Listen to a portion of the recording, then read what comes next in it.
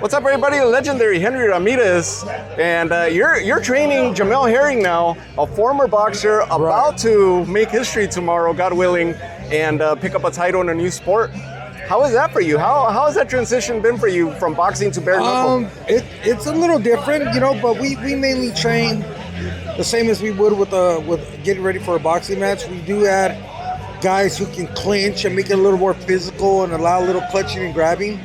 Jamel's a great guy to work with, very disciplined, very coachable, even a guy who's a former world champion, didn't come into our gym with any type of ego or anything like that.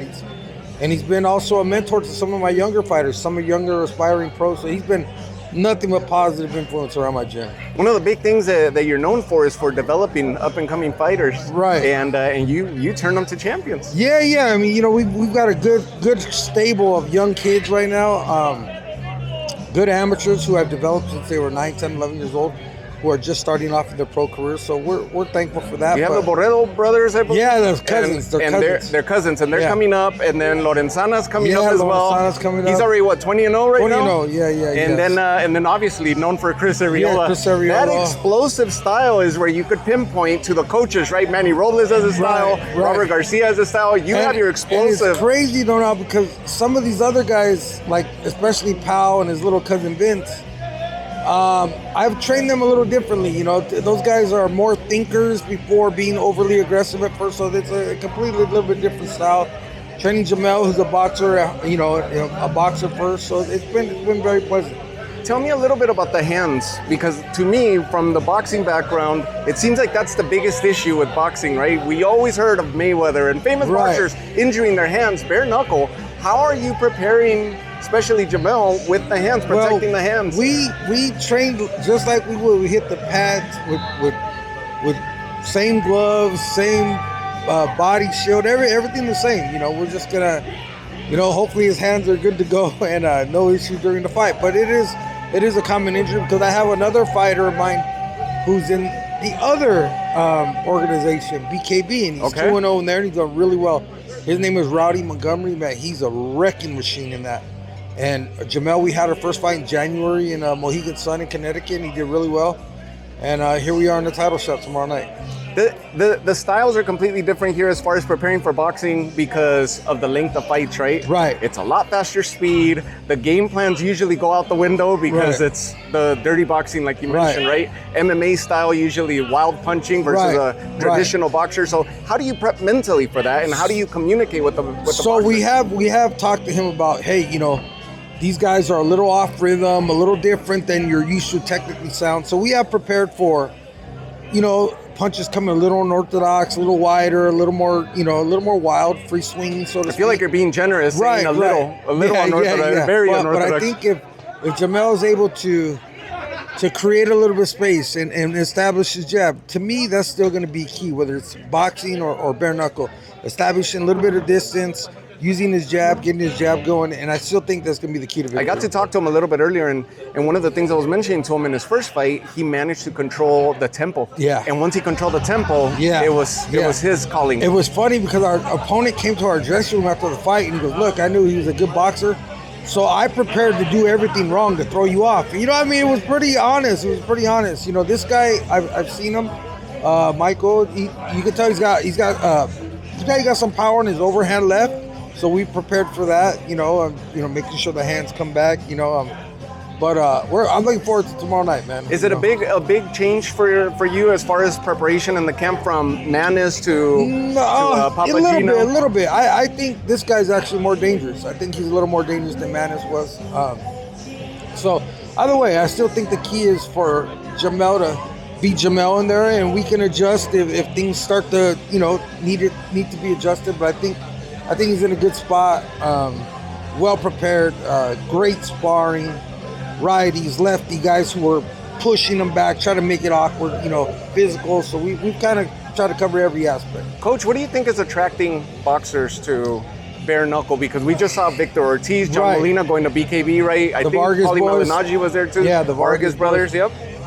What I think is the attraction is, I think they're approaching boxers that have a name and maybe towards the end of their career and seeing if it's something they would decide to make the change to. Look, I was pitched by both organizations for Chris Arreola. You know what I mean? I got down pretty far down the road in negotiating, and we had legit offers, multi-fight deal for a substantial amount of money. I mean, his style would be perfect for this. I agree.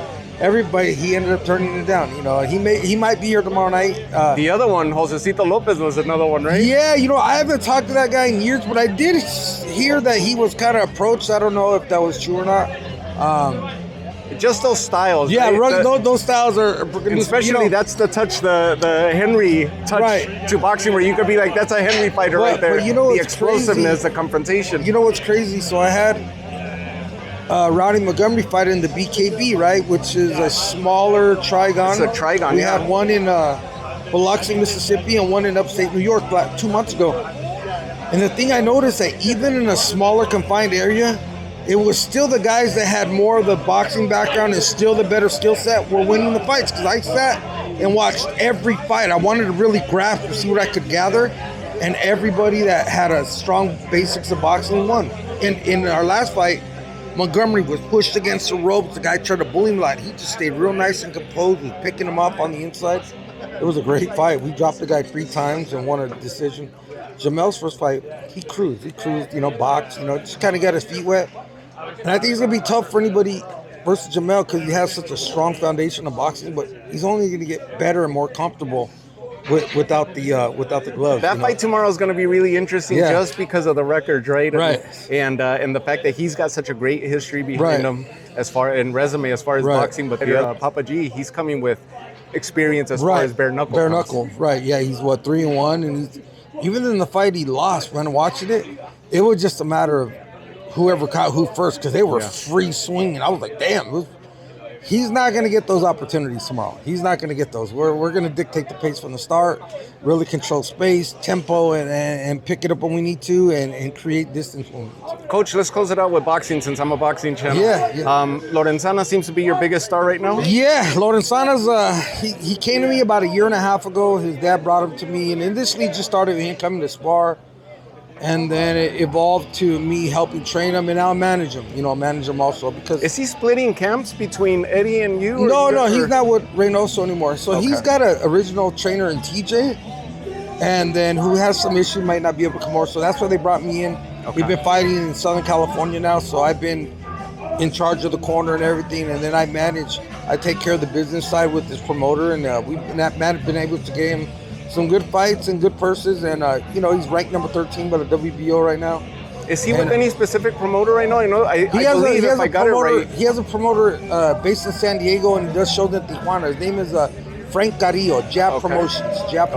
Very similar to, it reminds me of like Mr. Thompson, you know, older gentleman, you know, very, very, very good man. I was gonna mention to you, I believe, if I'm remembering right, he just fought on the Manny Pacquiao promotion. We were able to get that. So I was curious if he was signed with them, or how you feel about the whole Zufa thing too, because that's another. Zufa, we were actually approached. I was approached by Zufa for multiple guys, for Lorenzana, but you know, I think we've decided to go the more traditional route with Paolo Barredo. They approached me, and I just would prefer to go the more traditional route with those guys. Now I do have guys who are interested, and we actually did put Elias Diaz in one, so he's was at 20-0. I mean, we should see top 15, top 10 competition from now on, right? Pretty soon. Yeah, it's funny you said that, because I was explaining to him that being number 13 in the WBO, he's a phone call away. You know, he didn't understand that.